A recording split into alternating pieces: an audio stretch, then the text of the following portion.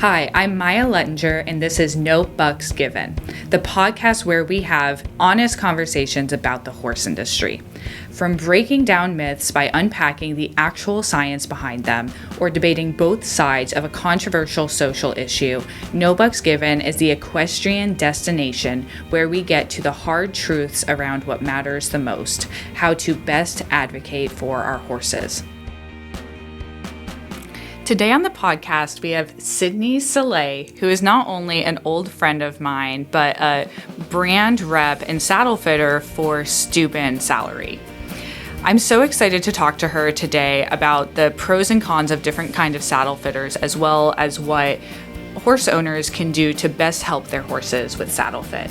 Sydney, thank you so much for coming on the show today. Thank you so much for having me. I'm so excited for this. So Sid, you and I both know how important saddle fitting is because of our jobs. I'm a professional body worker and I work with horses all day who are sore from bad fitting saddles. And, you know, you literally do fit saddles partially for a living. But I think that a lot of people don't really know how important it is to have a good fitting saddle, or even necessarily what can happen if a saddle doesn't fit them or their horse. Can you speak to that a little bit? Absolutely. So before I got down all this road, I don't even think I realized how important saddle fit was. Yeah. I've just kind of gotten my fair share of lesson saddles, used saddles, and they've worked moderately well for the horse. I made sure I had weather clearance. I made sure I wasn't rubbing in any direction. But until I got to really fitting the horse to their exact size, I think there was a whole piece of my horse's potential that I was really tapping into. So I have customers that when I start to see some of the really hard cases, a lot of my customers are coming to me as almost the last resort. Some of them we have tried body work. We've had the vet out. We really don't know what to do from here. Our saddle appears to be working okay, but our horse still won't go to the mounting block. She's bucking, she's rearing. I have one specific example in my head that I tell clients all the time. Red thoroughbred mare, and boy, was she opinionated, but she had kissing spine surgery. Yeah. They had done all of the rehab for her, and she was still experiencing a bunch of back pain and just really temperamental at the mounting block. Is this a client we have in common, actually? Yes. Yeah, I know who you're talking about. Yeah, very, very sweet mare and wonderfully sweet owners. Absolutely. Yeah. And so I was so glad that they came to me because I was like, yes, these are the people I want to help the most because they are looking out for the well-being of their horse. They want to find something that works. Yeah. And so we did a full fitting. We found a couple saddles. And, again, some of the things, they're like, we'll think about it. We don't know if the horse is necessarily going to be what we want it to be. And then 2 more weeks of bad behavior. They're like, we don't know, what can we do? And so I was like, just try the saddle for 2 weeks. I was going away on vacation. I'm like, try the saddle and then let me know. Because again, I'm not trying to force the saddle down you. I really want your horses to be comfortable. I want you to be comfortable. Within 2 weeks, the horse was going around better, they said, than she's ever gone before. And so I would say this is probably one of the most extreme examples, but also probably one of the most rewarding for me. Yeah, absolutely. Because this horse now is happy in her job. She likes to be ridden. Yeah.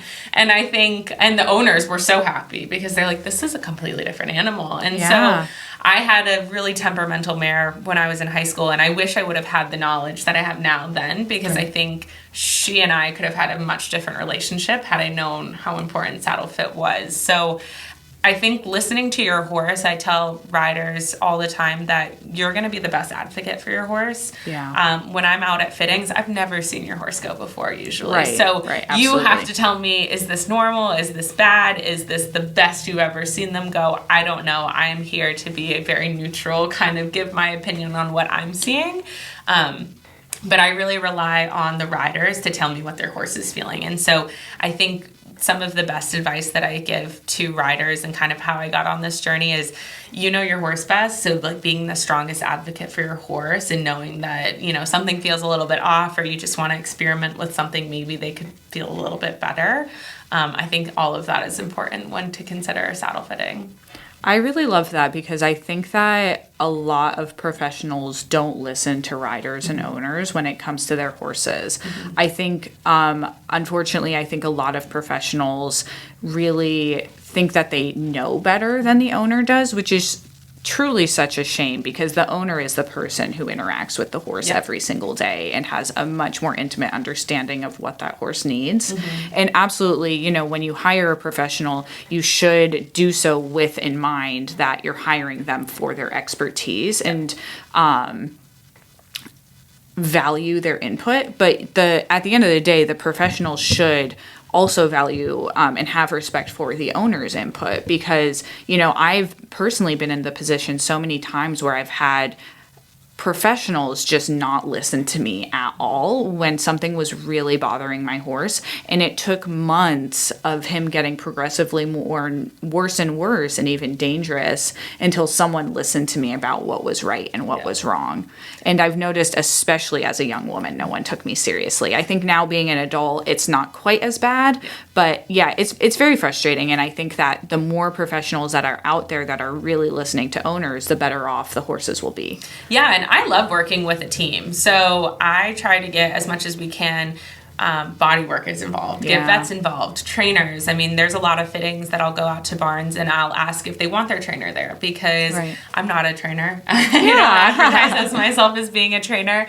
And so I want the trainer kind of sitting with me in the middle of the ring to make sure that you as a rider are in the right position, you know, that they've seen your horse probably go a lot more than I have. So it's helpful to just have another set of eyes on the ground to see what looks normal. I always try to work with vets if they have history, like I said, of kissing spine, any injuries.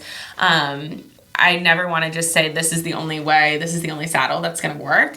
I'm always open to having you get your vet's opinion if you want them out. Like, I don't care who you bring to your saddle fitting appointment because at the end of the day, I'm here to try to help you and your horse feel as comfortable as possible in your saddle and make a good investment into your horse's kind of welfare and well-being. So I love working, again, with body fitters, kind of talking, almost making like a team or like a board of directors for your horse, right? I love that. And so having all of these people that you trust, you value their opinion, I think saddle fitting and having a saddle fitter is just someone else to have on your horse's board. I think that's a great way of looking at it. And I really love, again, that you're talking about kind of leaving you as the professional, your ego at the door, because there are so many different professionals and different perspectives. And I think that when all of us can work together around a horse and a rider and really collaborate on what's going to help them the most, that's really when the magic happens.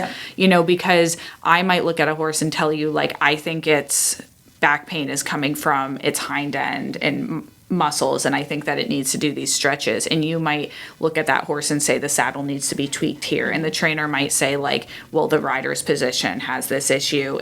But if we can make all of those changes, because it's probably not just one thing, it's probably a combination, or one of those things is causing the other, and then there's a feedback loop. So I think that being able to collaborate with other professionals is really special, especially in this area. It's very, very wonderful. There's such a culture here. Yep. And we're so lucky because there are so many great professionals around this area. I feel for the clients that live in more rural areas and maybe they don't have the access to people that can come in person and see their horses as frequently as possible. So for those kind of riders and customers, like, I just recommend, like, try to do as much research as you can yourself. I think as horse people, we all play a little bit of multiple roles. I know we can bandage legs, you know, we all kind of can be a little bit of a vet tech or be a little bit of a trainer. Like, if you've been in the industry long enough, you learn a lot of stuff. And so I tell people all the time, you're not going to take away from, like, a saddle fitter's income or a saddle fitter. Like, if you know stuff, you're just going to ask better questions and it's only going to help you more. So as much as you can learn from different online courses, online videos, books that you can find, all of the resources that are out there are only going to help your horse down the road. That's really smart. Yeah. And I mean, even shadowing people as well. I mean, like, I've learned so much as a young professional going around and shadowing other professionals, I think is really, really helpful.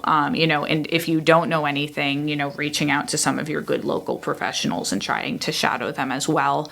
But That does lead me to my next question. If someone is in a rural area and they don't have access to a good saddle fitter, do you have any recommendations or resources? Yeah, so one thing Stübben actually does that I love is we have an in-house fitter in Virginia. We're based out of Charlottesville, Virginia.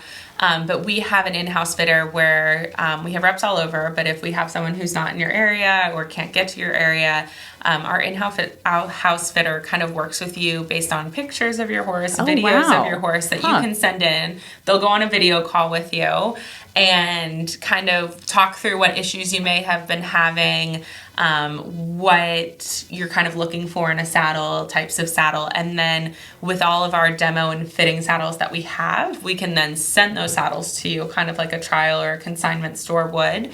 You can try them, again, send us pictures, send us videos. That in-house fitter is working with you the entire time to make sure you find something that does work. And so we get a lot of people that do that. They inquire about having a Stübben rep come out and look at their horse. If we don't have one in the area, that's kind of, if they're interested, our next best option. And it still kind of gives you those options to try different saddles to your home rather than just being stuck, Yeah. And so if you're interested in that, I would say that's a great option. I'm sure a lot of other brands have something similar to that.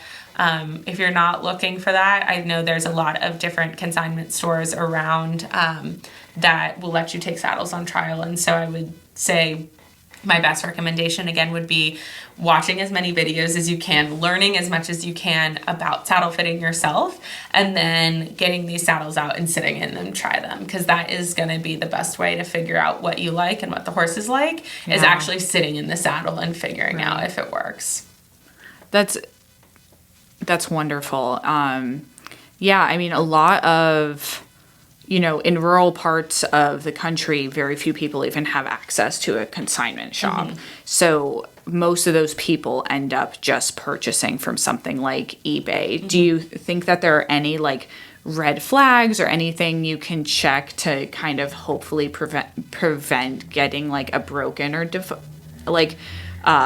broken or dysfunctional saddle, or is it kind of just the luck of the draw when you purchase? Kind of just the luck of the draw. I've had really good luck with buying $500 saddles from Facebook, and people are honest, and that's great. They just really needed the saddle gone. I've also had really bad luck, and you get a saddle and you're like, this is not what the pictures looked like. This is a completely twisted tree. There's only so many pictures you can get and so many videos you can get from the seller. Without just kind of, if they're not willing to do a trial, without just kind of buying it. But any places that do offer a trial, I definitely would advise that, because then you're able to kind of put eyes on the saddle. You're able to run it through some tests to make sure that there's no squeaking, there's no flexibility in the tree that shouldn't be there. And then you can really inspect the saddle on your own to make sure that it's meeting kind of the qualifications of what you would look for in a saddle, versus just buying something cold. Absolutely. So I would love to hear how you got started as a saddle fitter. Sure. So a little bit of a personal story. I have 2 horses of my own. I have a 6-year-old off-the-track thoroughbred, and I have a 16-year-old Swedish Warmblood cross. So when I got my off-the-track thoroughbred, I found out that she had a little bit of kissing spine. So the vet wasn't that worried, but she did recommend that I have a really nice, well-fitting saddle for her to make sure that we didn't have any issues riding going forward. She's also a mare, so she's very particular. So when I went down the whole saddle fitting process with her, I was looking at a bunch of different brands, kind of figuring out what I wanted, what I was looking for, and really stumbled across Stübben. And so when I reached out to Stübben looking for a rep in our area, they told me we didn't have one, which is, I thought, crazy, because we have Boyd Martin, who's one of our biggest riders, right down the road from us. And so they're like, if you're interested, feel free to send in your resume. We'd love to have you. So that's how I actually got into Stübben, was more personally for myself. I needed a saddle that fit me, that fit my horse. She really liked him. It's the only thing she wanted to go in. And then I kind of just stuck around with it because I could help so many different people in their horses, and all of those success stories and helping riders figure out a kind of their horse, what they liked best, has really been so enjoyable for me. That's really wonderful. I love that you didn't just decide to become a saddle fitter and then go out and pick a brand. I love that you really fell in love with a brand in the way it fit your horse, and then decided that you were so passionate about it that you wanted to share that with other people. Absolutely. Yeah. And I think there's so much with Stübben as a company that I've fallen in love with as well. So they are a 5th generation family run company. Wow. Jan and Johannes Stübben are still the people who are running it over in Germany. And then we have obviously the North America section over here. But the fact that because it is kind of a family-run company, they're very invested in their products being made for the well-being of their horse and really stand behind their products. So it's something that I feel comfortable putting my horses in, because I know at the end of the day, they're going to make things right, and they're going to make sure that they're not cutting any corners or just trying to make as much money as they can. They're really out here for the horse and for the rider. That's really wonderful. And is there anything you like specifically about their saddles? So some of the things that I really was looking for when I was kind of down the road of searching for a saddle brand is I knew I wanted a tree that had a more kind of open or U-shaped head plate. So my horse she's 16.3. She has really high withers like most thoroughbreds do. And so I needed something that gave her as much wither clearance as possible. Okay. And so Stübben has 7 different tree sizes. So interesting. The way their kind of tree is designed is to allow for as much wither clearance at the top as possible, and then the tree points are fit to be as parallel to the horse as possible as well. So they're not just trying to put one tree and fixing it with different panels or kind of flocking. They are fitting the tree to be to the right size of the horse, and then the panels are fitting to the anatomy of the horse and whatnot. So another thing I was on my wish list was wool panels. I wanted something that was adjustable. She was only 4 at the time that I bought her. Okay. And so I needed something that was kind of going to grow with her a bit more. And she just did not like foam. It was too hot for her. It just did not work well for us. So the wool, because it's a natural material, allowed for more heat to kind of be taken off her back, and it moved around a little bit more. So if she wants the wool to sit in like a certain place, she can kind of shift that around as we're riding, versus something more like not as movable and dense like foam. I'd love to hear a little bit about like the pros and cons between foam and wool. Yeah, so I think this is like one of the biggest debates going on right now. Yeah, I should preface this. This is a very big debate, so just give me your opinion. Yeah, absolutely. And I will start with saying there are a million different ways to fit a saddle. What works for me and my horses and a lot of my clients might work completely different for other people out there. I think wool panels are something that are becoming more popular again. It's what we saw in all of like the older Stübbens and the older saddles. I would say wool was the original, and then foam kind of came in because, one, it's a cheaper option. So saddle companies were able to put it on a little bit less and make them a little bit more affordable. Foam is dense, so kind of what you get saddle fitting with foam is what you're going to get. Wool, like I said, there's a lot more adjustability. So if you have one horse, you sell that horse, and the next horse you get is kind of roughly in the same tree size, you can move the wool around in a wool flocked saddle to help it fit your next horse. Foam, if those panels that were designed for horse 1 don't fit horse 2, you have to completely take the panels off, put new panels on. So it's a little bit more costly to upkeep, I would say, for foam.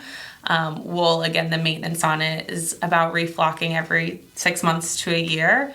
Foam over time just will kind of compress, and so you just have to be aware of like what the panels are doing and be aware of kind of how they're fitting your horse still.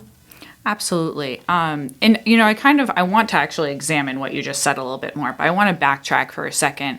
You said earlier part of the reason you became a Stübben saddle fitter is because there wasn't any around here. And I find that so surprising because we're in Chester County, which is truly a mecca horse area in right around here. I mean, I live a stone throw from 2 different Olympians, and there are just so many horse people, and it's just such a culture of really well-educated horse people in this area. But, I hear very uniformly, not only out here, but throughout the United States, how hard it is to find a really good saddle fitter or even a brand rep. And I was wondering if you have any insight as to why that is.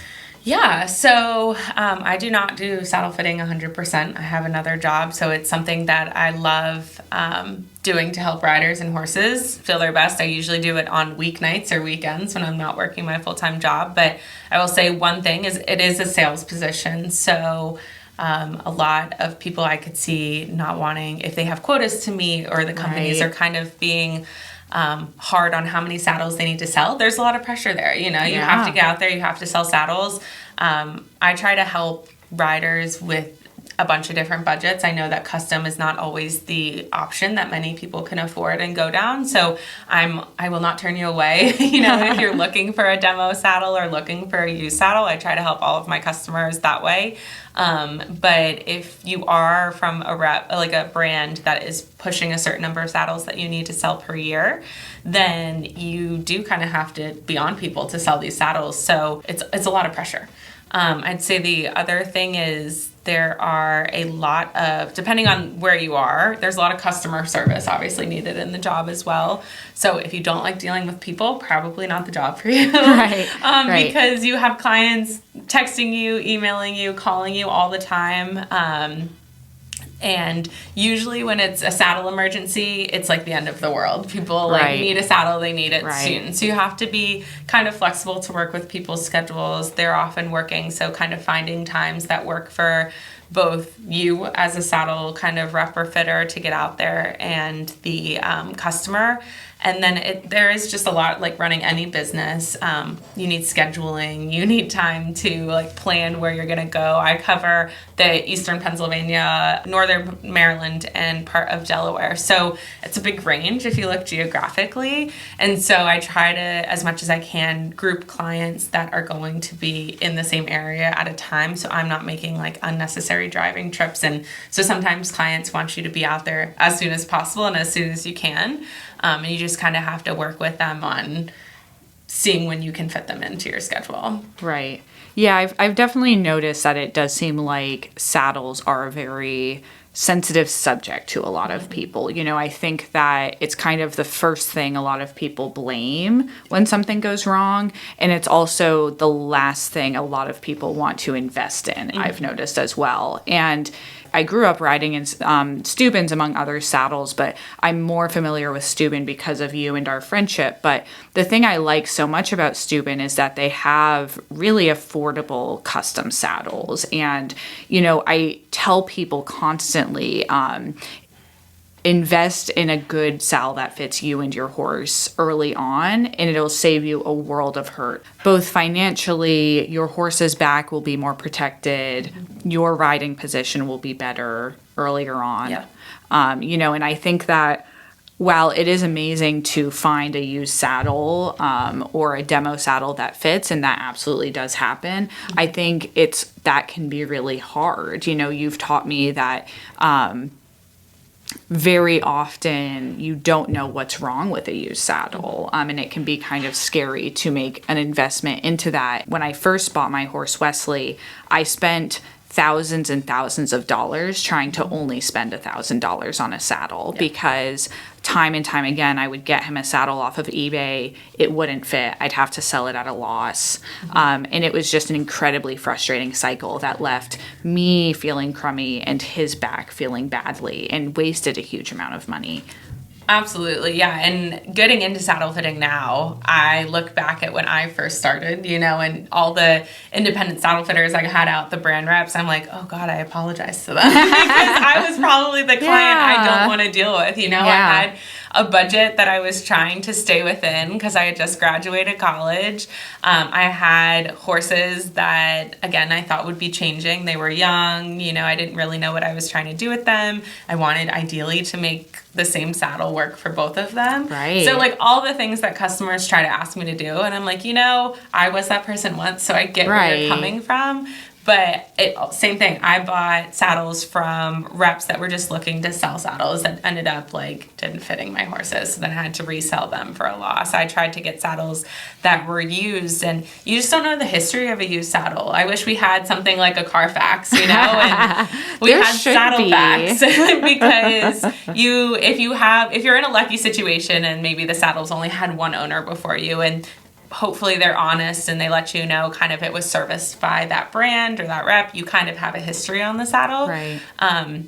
But a lot of used saddles out there, you don't know what they've been through. You don't know if they've had a bad fall. If you're not kind of instructed to look at any crookedness of trees or anything kind of wrong feeling the panels, it's something that you can easily cause a problem pretty quickly, rather than trying to fix one just to save a little bit of money.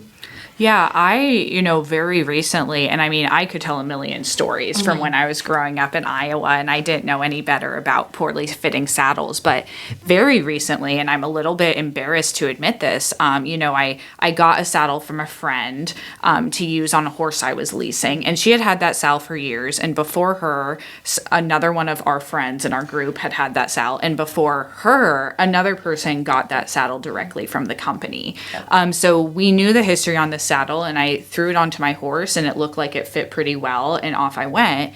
And I had my other friend who's a saddle fitter come out and look at it, and she said, oh, the tree is totally twisted and the panels are totally uneven, and it had been making that horse very back sore, and it had been making me very crooked, and I hadn't thought to just look at it and check to see anything.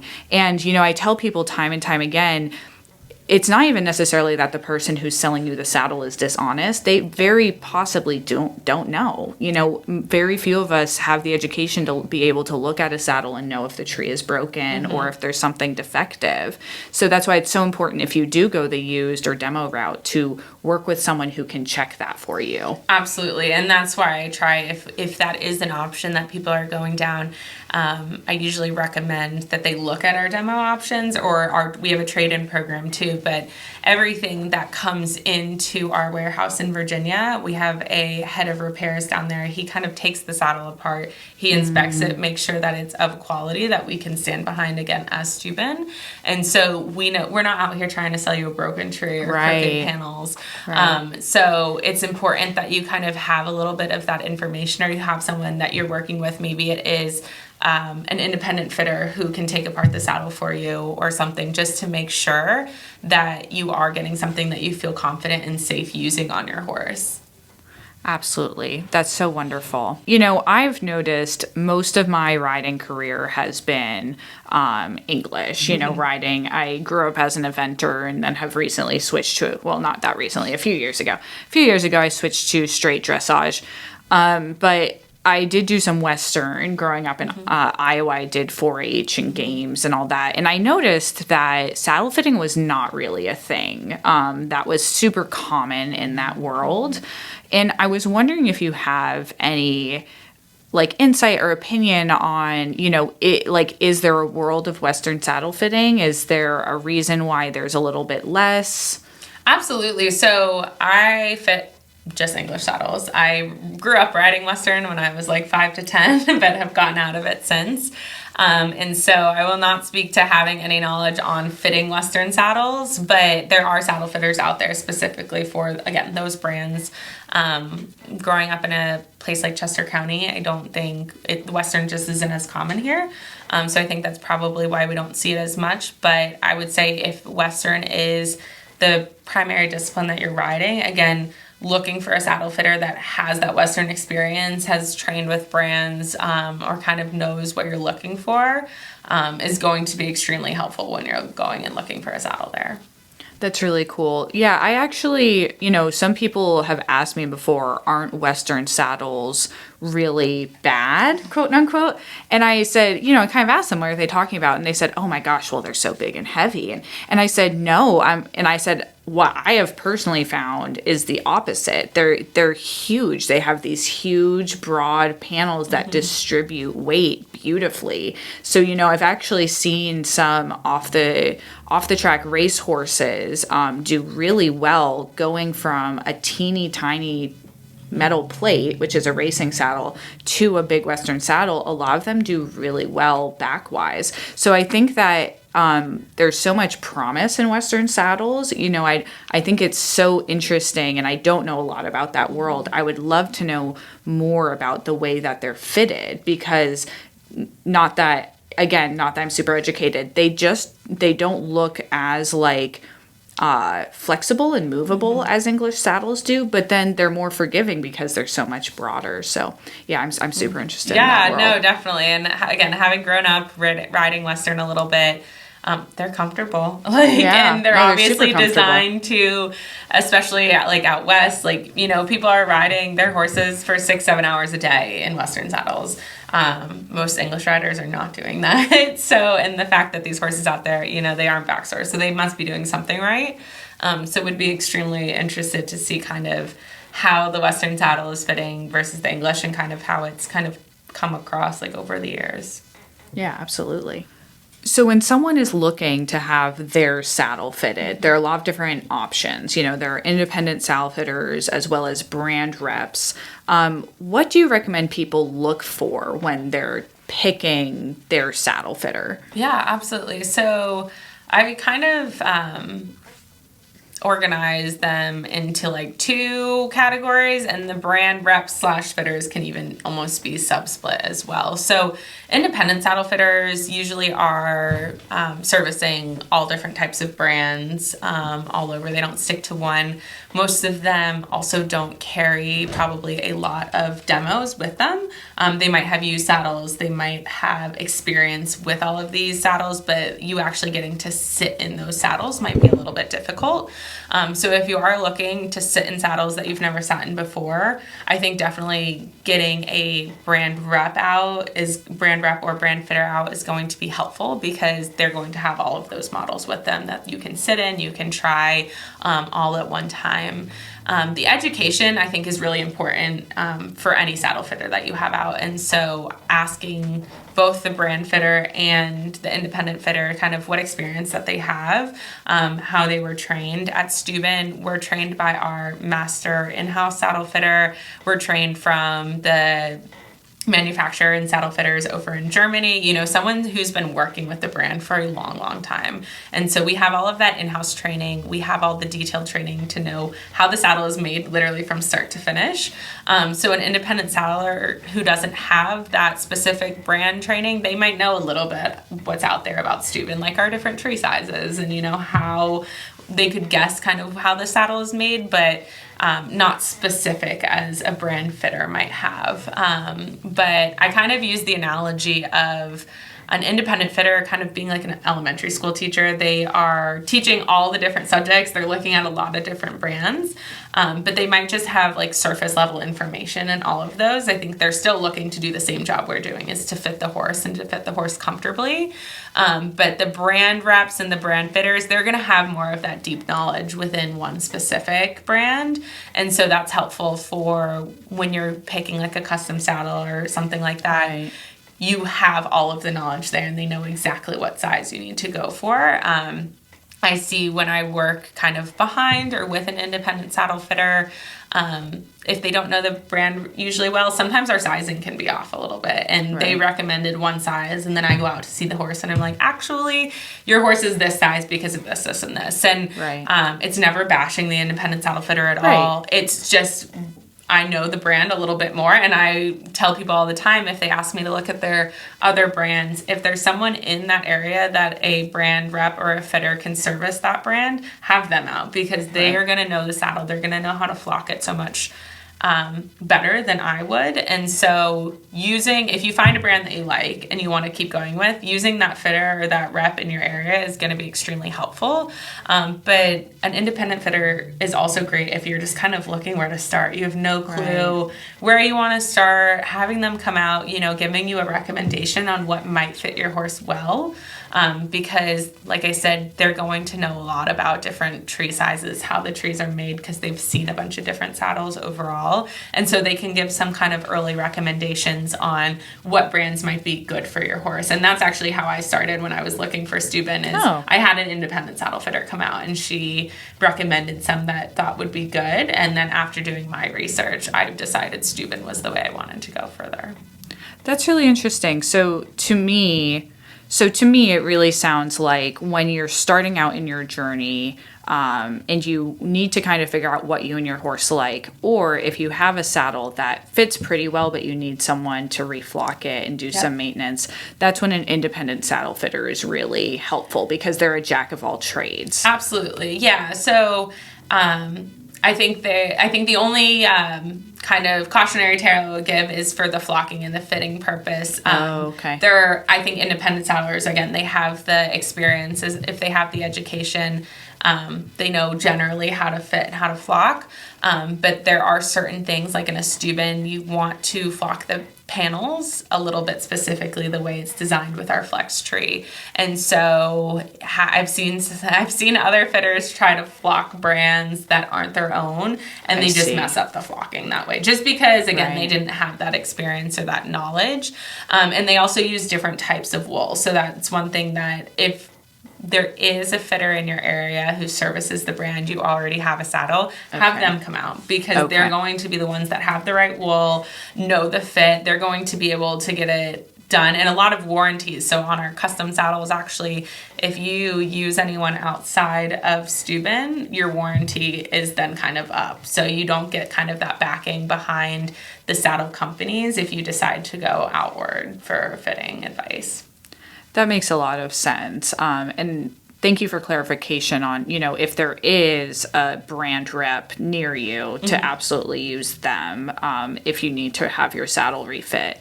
And then, so independent, maybe starting out to kind of get a feel for everything. And then generally when you're ready to make that investment into a custom saddle for you and your horse, that's when it's time to call up a brand fitter. Absolutely, yeah. And those independent saddle fitters, like I said, can be a great resource if you don't know where to start. Maybe there's not a lot of brand reps or fitters in your area. Right. Because I know that's a big process. We're lucky here. I think we have close to every single brand that's out here in servicing saddles. So we're really lucky with that. But if you're in an area that's more rural, you might just have independent saddle fitters out there. Yeah. And so, again, I always just say, whether you're using a brand rep or a fitter or an independent fitter, just making sure that you ask the right questions, kind of understand what their background's in, what education that they have, just so that you feel confident that they know what they're doing when they come out to see your horse. And reviews. Reviews are great. Reviews. Yeah, looking at reviews. And, I think, so that brings me to my next question. Obviously, you love Stübben the most, which is very fair. But when people are going to pick out a brand for themselves and their horse, let's say, growing up in Iowa, for most of my life in Iowa, we didn't even have an independent rep. So really the only way you could get your hands on a saddle was to buy it online, either fully brand new off the site, or off of eBay or Facebook Marketplace. If I was in that position again, and I was picking out brands and different kinds of saddles, how would you recommend I go about this? So really, I have next to no resources. Yeah, so I think it's looking, there's a lot of information out there online. There's different resources on Instagram, on Facebook, of fitters who might not be in your area but are posting to educate. I would look those up. I would watch as many videos as you can. A lot of those independent fitters give a really good deep dive into how different saddles are made. Interesting. With different tree shape, with long tree points, with short tree points. There are pros and cons, again, to using both of them. And so I think it's looking at what your horse looks like, looking at the education that's out there, figuring out if a longer tree point is going to work better than a shorter tree point for your horse. As you know, as a body worker, there's a lot of muscles in the horse's back that some we don't want weight bearing at all, and others is where we kind of want most of that weight to be. So understanding and learning kind of the anatomy of your horse so that you can pick a saddle that's going to work best for them. Absolutely. So you would recommend doing a lot of research on the internet and looking at different kinds. I think that what most of us do is just ask our friends whatever they like. But unfortunately, our friends are shaped different from us, and so are their horses. And even, in addition to that, your friend doesn't necessarily actually know what's best for you and your horse, or them and their horse. They might, I think, unfortunately, a lot of people become really susceptible to branding with different brands that are, especially there are some brands that leap to mind that have really good marketing and are very comfortable to the humans, but really wreak havoc on horses' backs. Absolutely. And I think it's really tough too if you're in a barn and everyone in that barn has one brand because maybe the trainer is sponsored, or maybe, that's just the only one in that area. And maybe you're getting pressured to also buy that saddle. And so I think it's really tough in those situations to kind of stand up. If you know the knowledge and you know that your horse isn't doing well in that saddle, it is tough sometimes to be like, hey, I'm not going to go with this brand, even though everyone else is. It's the in thing. Like, I'm going to really see what's better for my horse and see if I can find something that I like riding in better and it's also comfortable for my horse. But I totally understand that is such a hard position to be in because no one wants to be the odd duck out. Like, they want to fit in. And so those are just kind of tough conversations to have with your trainer or friends that, like, hey, what works for you might not work for me. It's like shoes. We all don't wear the same size tennis shoes or wear the same brand. If we all did, I think there would be many of us who are uncomfortable. And so you kind of have to think about horses that way. If every single horse in your barn works perfect in the same size saddle and the same brand, but they look completely different, like something seems off there a little bit. Yeah.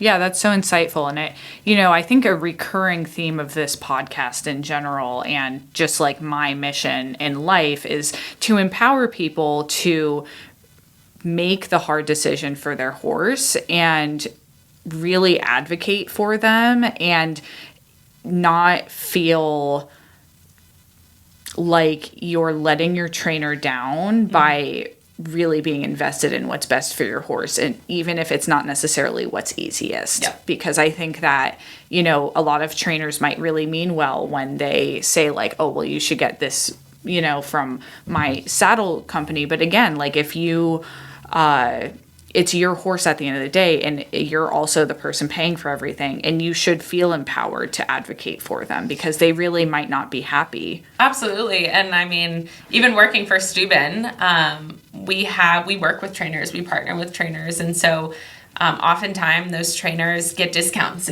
or lead fees if they have students that buy those saddles. So I think it's being aware of that, that at the end of the day, you really have to make the best decision for you and your horse. You shouldn't feel pressured to buy something just because you're maybe with a trainer. I would say a lot of trainers hopefully want what's best for you and your horse as well, because I think those are the best trainers out there.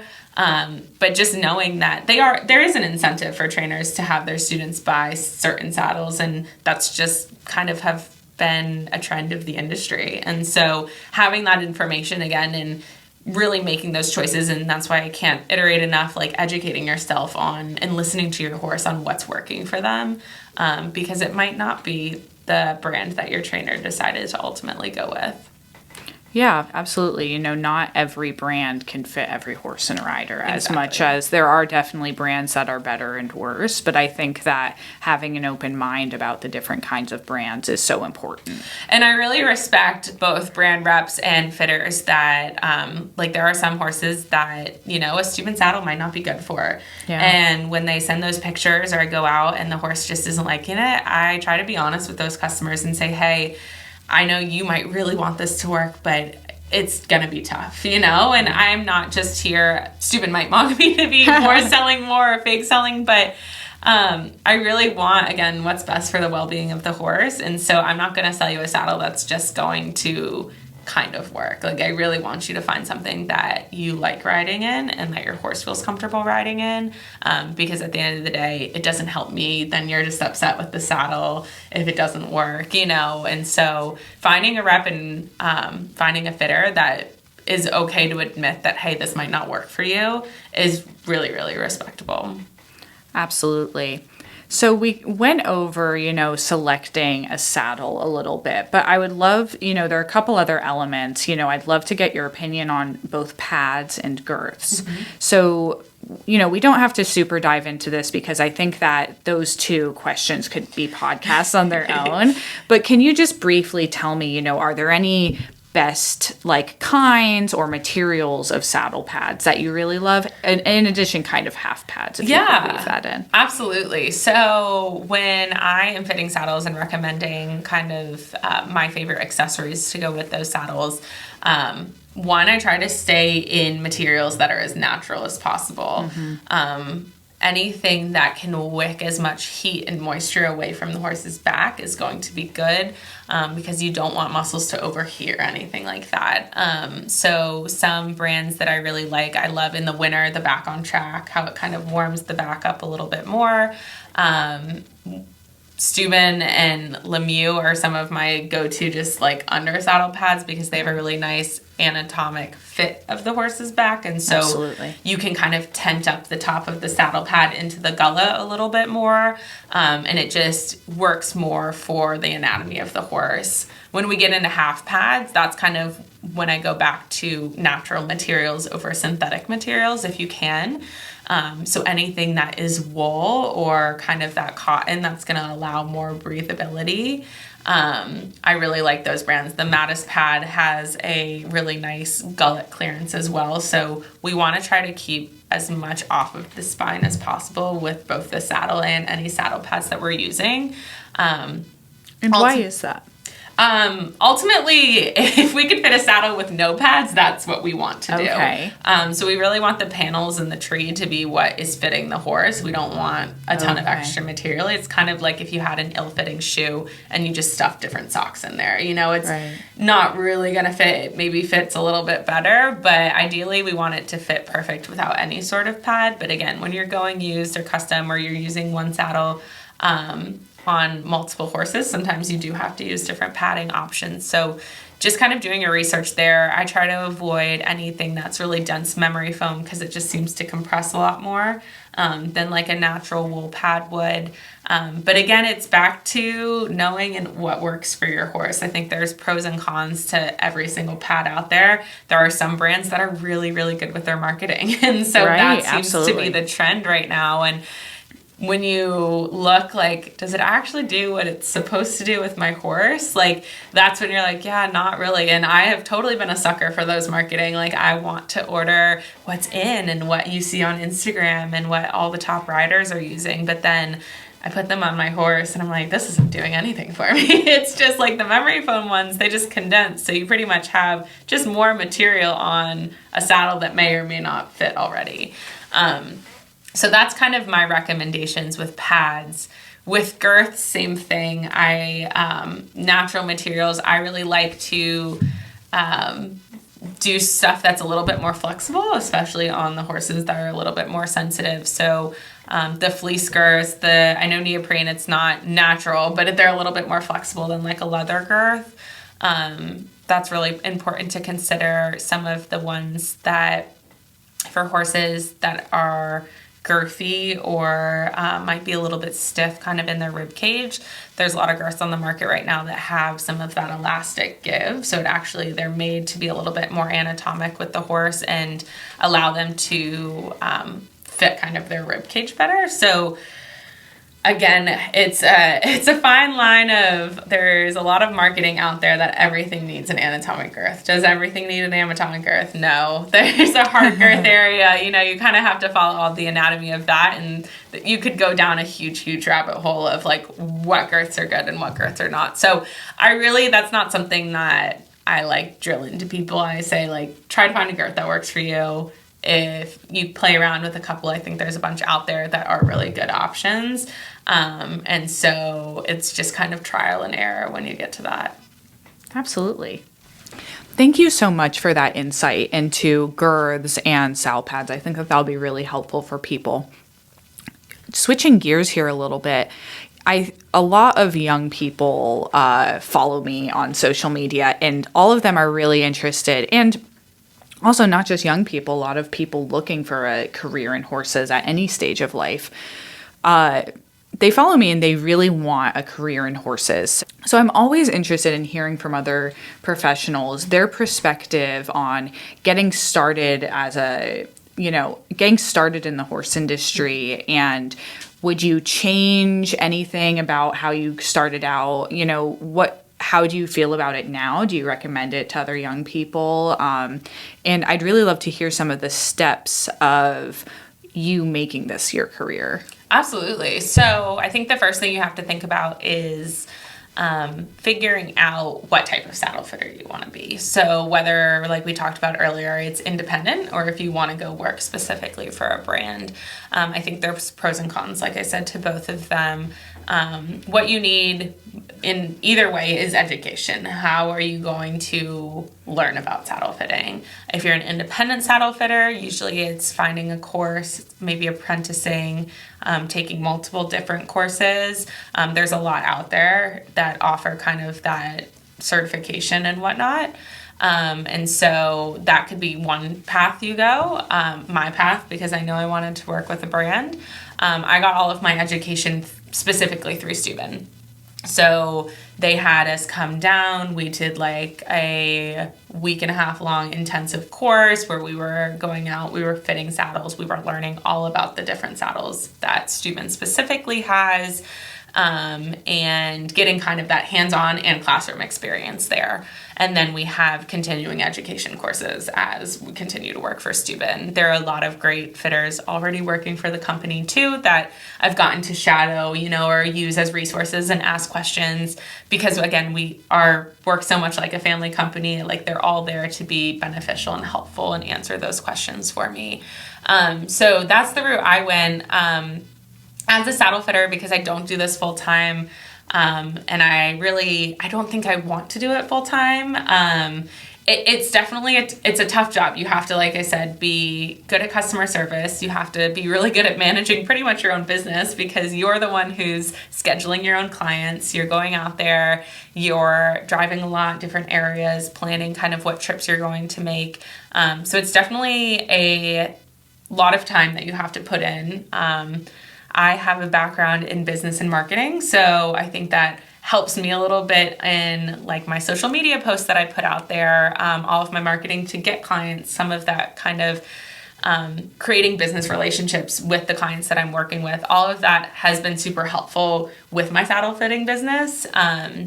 And so I found that they're very compatible, but it's not something that I would yet feel comfortable kind of quitting completely my full-time job with 2 horses and doing it full-time. Now, there's people out there that do. A lot of those people usually also are more down the independent saddle fitting route because they are also probably flocking on the side. They're doing repairs of saddles on the side. They're making saddles kind of their entire business. And so that is one way. At Stübben, actually, all of us are independent contractors. So we have some of our Stübben certified fitters who are also independent fitters. So you kind of can have a little bit more of that flexibility with a company like Stübben. But there are other companies out there who you do have to work for them full time and you're salaried and it's kind of meeting certain quotas and whatnot. So it really depends. If you asked 5 different saddle fitters, 10 different saddle fitters, you're going to get 10 different answers and why someone decided to go one path versus another.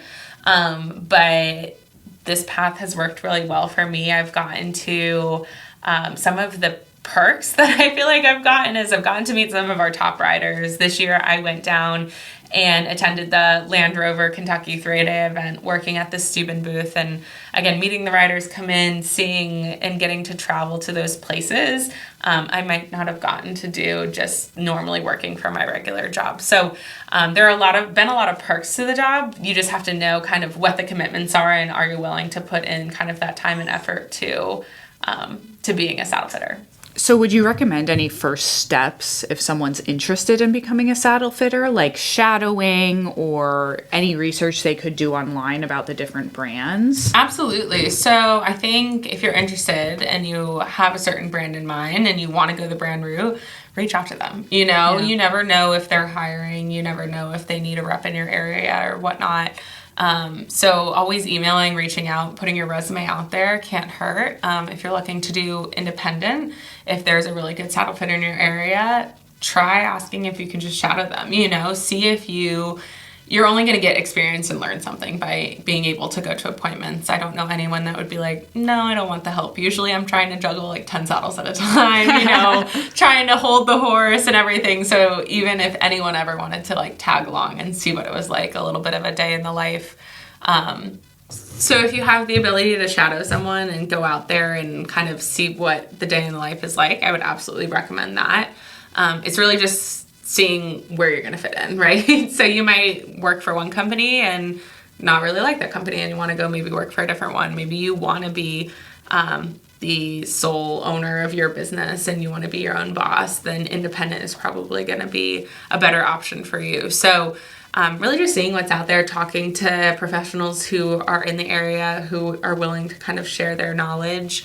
I never think that I'm going to hide anything from anyone, because at the end of the day, like, I'm not here to be competitive. Again, I want to bring the best option for a horse and rider. So I am open to sharing all the information that I've learned with riders, people who are interested in the career.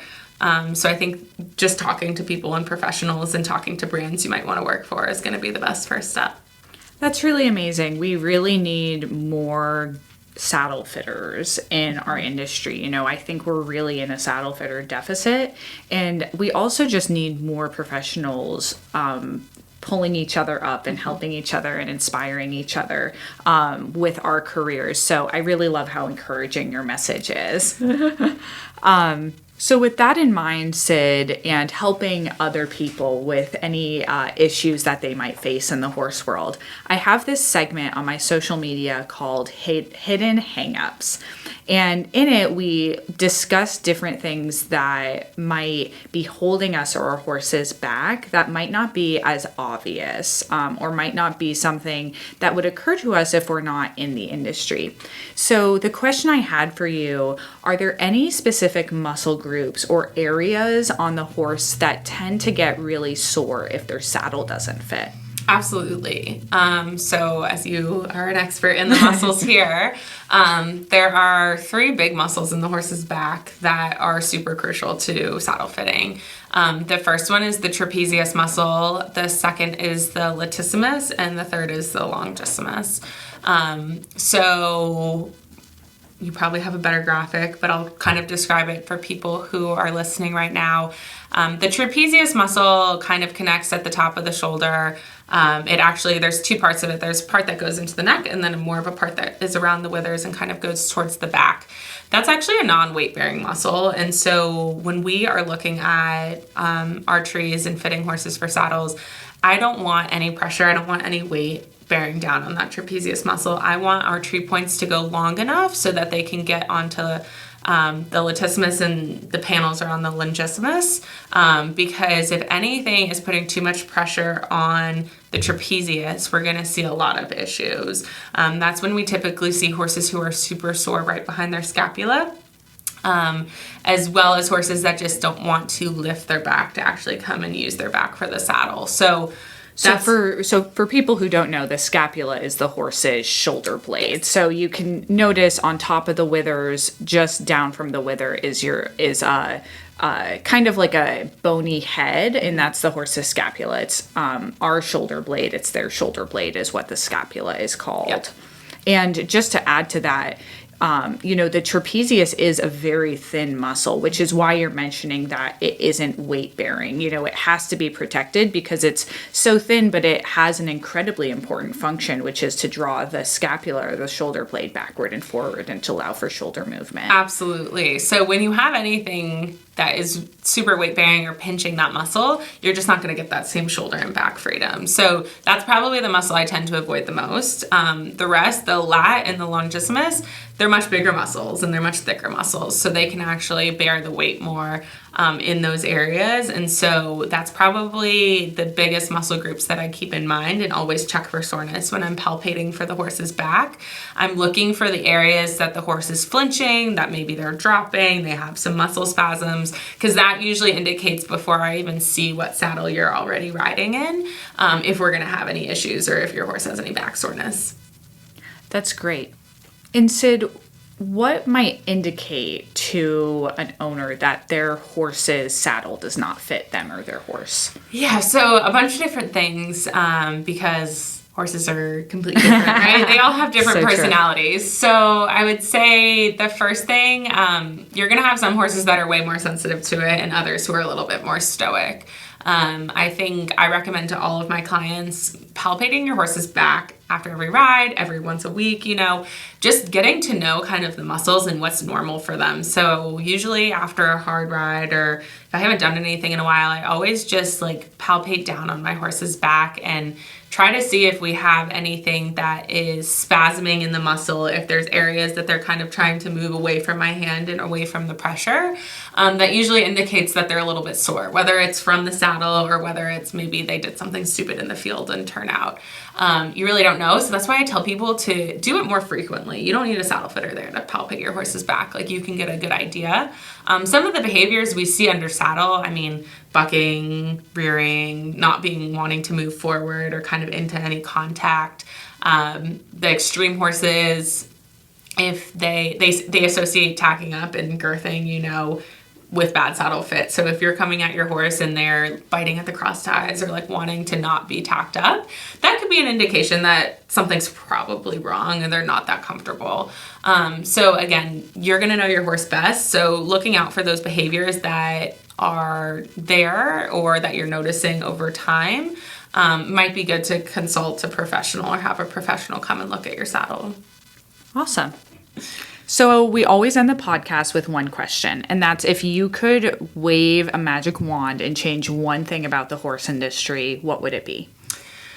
Gosh, if I could wave a magic wand, I'd probably choose that I wish saddles were more affordable, Yeah. They've gotten to be so expensive. It is crazy. I think the whole sport has gotten to be crazy expensive as well, but if we could get saddles to be a little bit more affordable for people, I think we wouldn't have to maybe cut so many corners, and more horses would probably go better and better fitting saddles. So creating something that just offering that resource to everyone and their horses, I think would be really beneficial. Yeah, and I think that that's such a hard problem to solve because, making saddles is kind of like making horses. There's just an inherent cost to entry. But to me, at least we can make education like this more accessible to people, and we can make it more possible for people to do things to make saddles that they already have work and be able to make better decisions when it comes to purchasing a saddle so that their money can go farther. So I really love the idea of just continuing to educate people about saddles and saddle fit with you. And I really look forward to doing future podcasts and educational stuff with you. So absolutely. This has been so much fun. Thank you so much for having me on. Thank you for coming, Sid. Thank you for listening to No Bucks Given. For more graphics, video explanations, and behind-the-scenes bites, give us a follow at No Bucks Given Podcast on Instagram. To watch the video recording of this episode, subscribe to our channel at Freely Forward Bodywork on YouTube. This episode was produced by myself and my wonderful co-editor, Allie Bayne. Special thanks to our editor and sound mixer, David Dalton of Driftwork Sound. My mission at Freely Forward Bodywork is to make equine massage accessible to any horse, no matter where you and your horse are in the world. If you're interested in learning more about my online catalog of courses designed to help you bond with your horse through the art of equine massage therapy, please check out the link in the show notes for more information. I'd love to teach you.